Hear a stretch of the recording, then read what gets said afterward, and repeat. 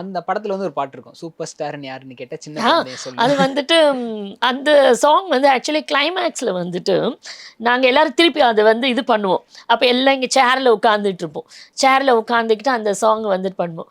பாவம் அவங்க ரூபினி மேம் அந்த கடைசியாக ஆமா, வருவாங்க இல்லையா, அவங்க ஆக்ட் பண்ண ஆமா. காமிக்க வரும்போதுட்டு ஒரே கலாட்டா.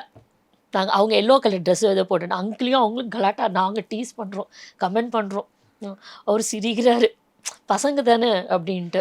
அதனால விட்டுட்டார். ஸோ அந்த ஒரு சூப்பர் ஸ்டார் யாருன்னு கேட்டால் சின்ன குழந்தையும் சொல்லும். நாங்கள் அந்த சின்ன குழந்தை சொல்லும் ரேஷினி அங்கிள் அப்படிம்போம்.